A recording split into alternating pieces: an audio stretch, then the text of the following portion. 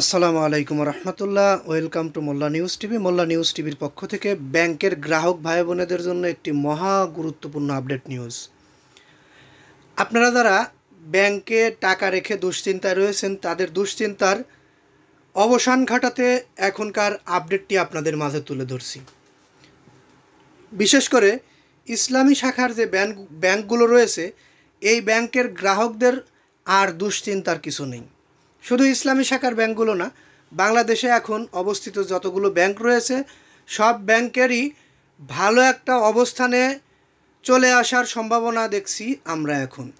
বাংলাদেশ সরকারের পক্ষ থেকে সব ব্যাংককেই টেনে তোলার একটি প্রক্রিয়া হাতে নিয়েছে। সেই ক্ষেত্রে ইসলামী ব্যাংকের উপরে মানুষের ভরসা বেশি দেখা যাচ্ছে।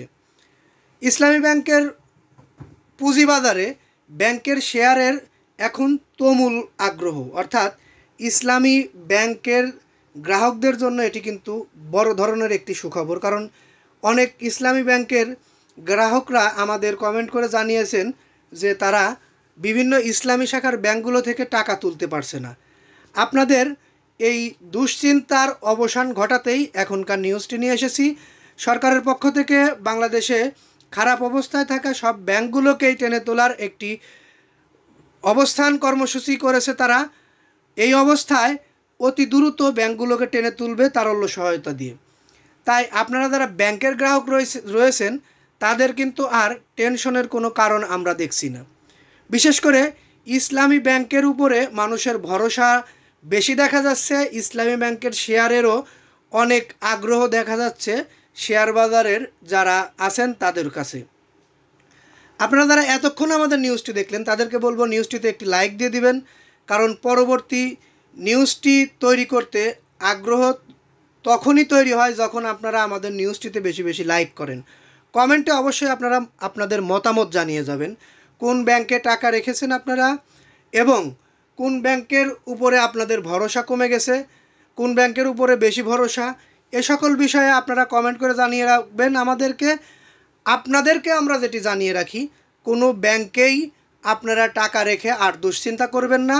আপনাদের টাকা আপনারা ঠিকই ফেরত পাবেন, হয় 2 দিন আগে নয় 2 দিন পরে। কারণ বাংলাদেশের ব্যাংক খাত আমাদের রেমিটেন্স যোদ্ধারা টেনে তুলছে, আমরা ইতিমধ্যে সে খবর পেয়ে গেছি। এবং বাংলাদেশ সরকারও একটি প্রজেক্ট হাতে নিয়েছে, যেখানে বেশি তারল্য থাকা ব্যাংকগুলো থেকে কম অর্থ থাকা ব্যাংকগুলোকে তারল্য সহযোগিতা করবে, এটাও আমরা পেয়েছি। বিশেষ করে ইসলামী শাখার ব্যাংকের গ্রাহকরা কোনো চিন্তা করবেন না, আপনাদের চিন্তার কোনো কারণ নেই। বাংলাদেশের কোনো ব্যাংকই দেউলিয়া হবে না। যদি কেউ বলে থাকে ব্যাংক দেউলিয়া হবে, তাহলে তারা এগুলো বানিয়ে বলছে বা ভিউ পাওয়ার জন্য বলছে। আসলে কোনো ব্যাংকই দেউলিয়া হওয়ার সম্ভাবনাই নেই।